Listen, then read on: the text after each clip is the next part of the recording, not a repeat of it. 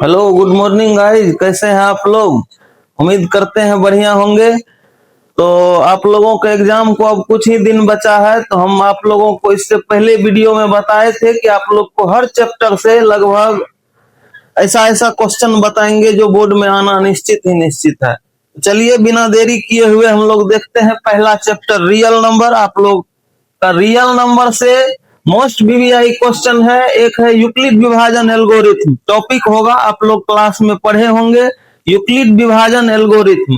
तो चलिए इसका एक सवाल बिना देरी किए लेते हैं और हम लोग सॉल्यूशन करते हैं। एक सवाल लेते हैं अपना लोग 156 और 504 का एचसीएफ ज्ञात करें। किस विधि से? यूक्लिड विभाजन एल्गोरिथम विधि से। ठीक, तो हम लोग इसके लिए देखिए, इससे ऑब्जेक्टिव में पूछेगा तो 1 मार्क, सब्जेक्टिव में पूछेगा तो 2 मार्क। ठीक है, हम लोग सब्जेक्टिव सीखेंगे तो ऑब्जेक्टिव क्लियर है। चलिए इसका सॉल्यूशन करते हैं।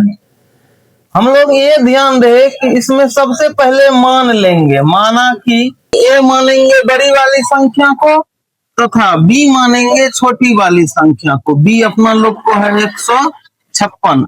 इसलिए यूक्लिड विभाजन एल्गोरिथम से, यूक्लिड विभाजन एल्गोरिथम से, एल्गोरिथम से यहां लिख देंगे। फिर इसका जो फॉर्मूला आप सबको बताए थे ना हम, कि ए बराबर B into Q plus R. ठीक, यहाँ इस तरह से 0 यहाँ लिख दीजिएगा, 0 less than equal to R less than B. ठीक, ये लिखना जरूरी है सब्जेक्टिव में।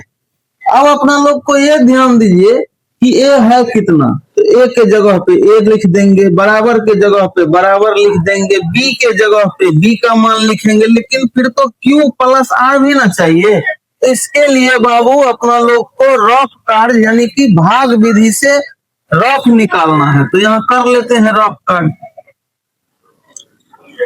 ठीक, 156 से छोटी वाली संख्या से बड़ी वाली संख्या में भाग दे देना है। 156 से दे देते हैं अपना लोग 504 में। तो आप लोग पता है 3 बार में लगेगा। 6 के 18 के 8, हासिल 1, 5 दिया 15, 1 16 6, हासिल 1, 3 का 3 1 4। चलिए 14 में से 8 गया, बचा 6, यहाँ बचा 9, 9 में से 6 गया 3, यहाँ कैंसिल। अब इसी चीज में ध्यान दीजिएगा यहाँ गौर से कि इसको हम लोग मानेंगे ए, इसको मानेंगे बी, इसको क्यू और इसके लिए आर। क्योंकि आप लोग तो पढ़े हैं भाज्य बराबर भाजक गुना भागफल जोड़ शेषफल। लेकिन यूक्लिड महाराज इसको दिए थे कि इसी भाज्य बराबर भाजक गुना भागफल जोड़ शेषफल को वो कर दिए थे कि ए बराबर B into Q plus R. तो अपना लोग देखिए, और सब चीजें तो क्लास में आइएगा तो ज्यादा डिस्कस होगी, यहाँ तो टू द पॉइंट बात करना है। ये तो हमको 504 है बाबू, यहाँ लिख देते हैं 504 इक्वल टू है तो इक्वल टू बी के जगह पे कितना है देखिए 156 इंटू का मतलब गुना। अब क्यू के जगह पे कितना है 3 है तो 3 लिख देते हैं, प्लस है तो प्लस लिख देते हैं। आर के जगह पे कितना आया 36 लिख दिए। अब इतना में ये काम खत्म नहीं हुआ। ये आर जब तक अपना लोग को 0 नहीं होगा तब तक हमारा सवाल कंप्लीट नहीं है। तो चलिए अब ये काम मेरा खत्म है। अब 36 से हम लोग देंगे 156 में भागा, तो बाबू कितना बार में लगेगा?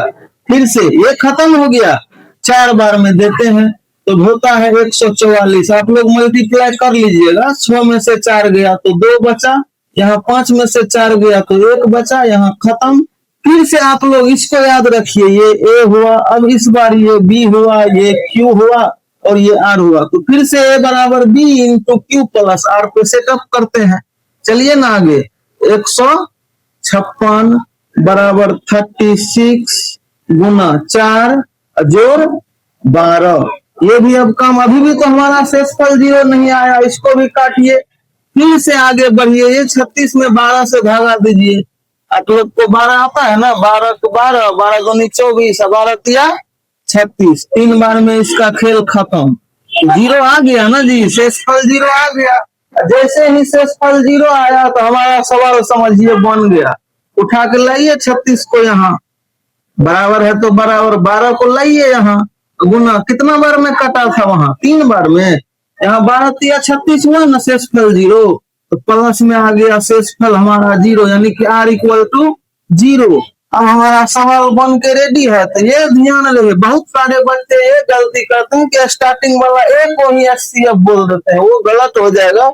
ए नहीं बल्कि बी, ये हमारा HCF हो गया। HCF इक्वल टू 12, ये आंसर हो गया। आपको इसके लिए 2 मार्क्स मिल गया, 2 मार्क्स आपका बन गया। चलिए अब हम लोग आगे यूक्लिड विभाजन को अब आप लोग कीजिएगा प्रैक्टिस, आगे बनते रहेगा। अब हम लोग अंक गणित के आधारभूत प्रमेय पे चलते हैं, ठीक। तो अंक गणित का आधारभूत प्रमेय आपको बताए थे कि दुनिया के किसी भी भाज्य संख्या को अभाज्य संख्या के गुणनखंडों के गुणनफल के रूप में व्यक्त किया जा सकता है।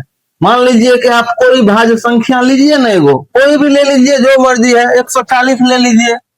140 को हम लोग कहता है कि अंक गणित के आधारभूत प्रमेय का कहना है कि किसी भी भाज्य संख्या को अभाज्य संख्या के गुणनखंड के गुणनफल के रूप में हम लोग व्यक्त कर सकते हैं। तो फैक्टर करने आप लोग जान ही रहे हैं। 140 का फैक्टर कीजिए, 2 से लगाइएगा, 2 7 14, 2 से लगाइएगा 35 दूनी 70, 5 से लगाइएगा 5 7 35। क्लियर है।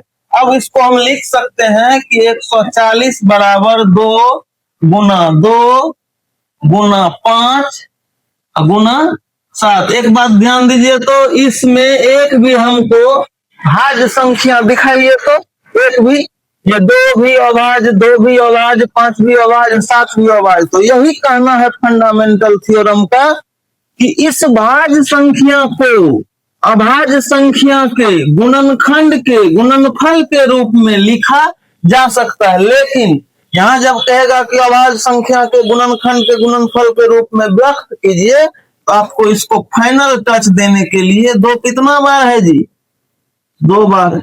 5 कितना बार है, 1 बार। तो एक पावर तो छिपा रहता है, 7 है। ये हमारा फाइनल आंसर हो गया। इससे भी आपको 2 मार्क्स मिलेगा।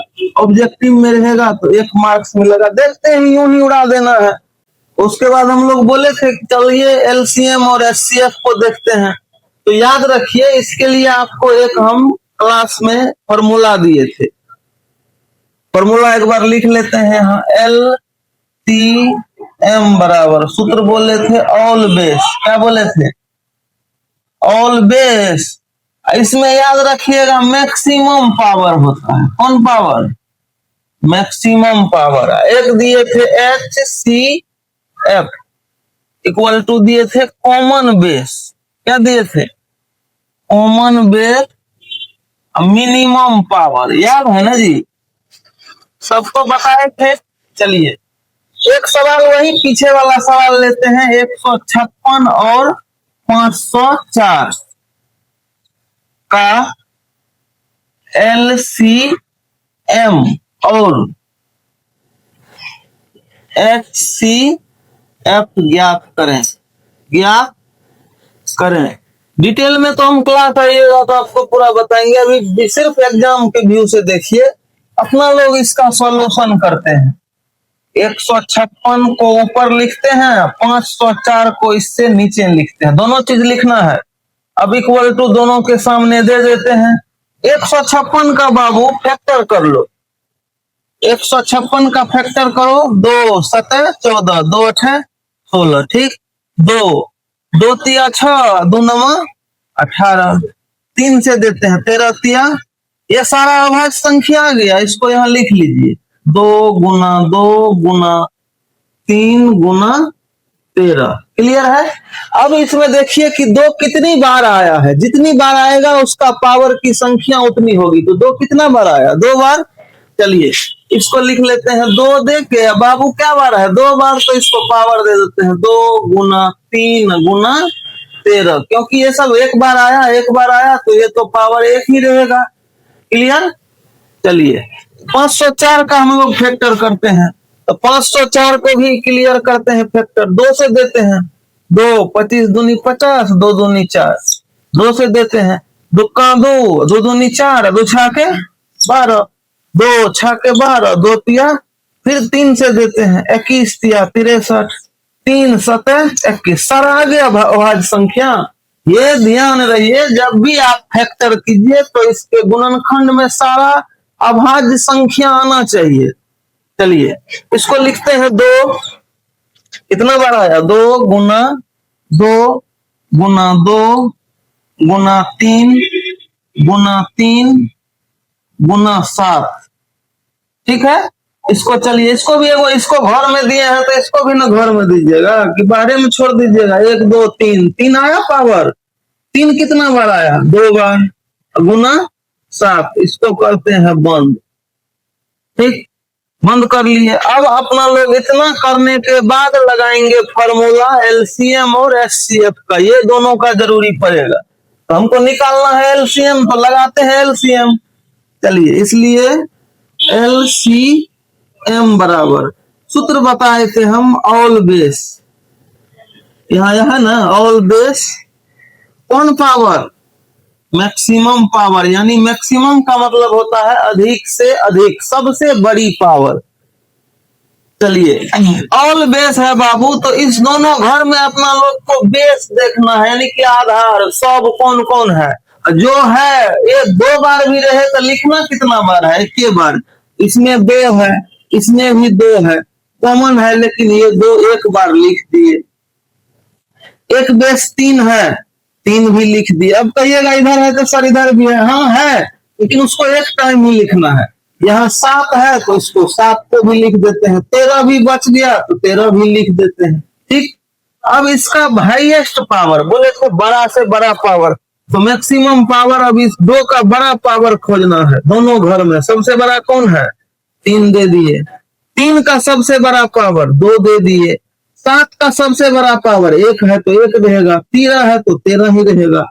अब इसको गुना कीजिए, 2 दूनी 4 दूनी 8 गुना 3 तिया 9 गुना 7 गुना 13, एक कम कीजिए ना, गुना करने तो आता है 13 7 91, गुना 9 8 72, तो कर लीजिए ना, 91 गुना 72, 2 2 9 18, 7 7 9 7 63, कर दीजिए 2। चलिए इसका आंसर हो गया 6552, मल्टीप्लाई करके देख लीजिएगा आप लोग, कोई दिक्कत।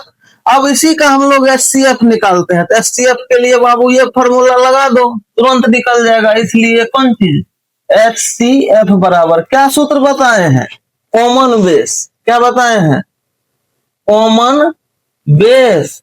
कौन पावर जी, मिनिमम पावर, छोटा पावर, छोटा पावर देखना है। मिनिमम मतलब छोटा, मैक्सिमम मतलब बड़ा। अब कॉमन मतलब होता है, बताए थे फूफा जी वाला, जो दोनों घर में आए, मेहमान जो दोनों घर में आए, ई घर को ना देखना है, तो इस घर में 2 है तो इसमें भी 2 है, इसका मतलब 2 हो गया कॉमन। इसमें है 3, इसमें भी है 3, इसका मतलब 3 भी हो गया कॉमन।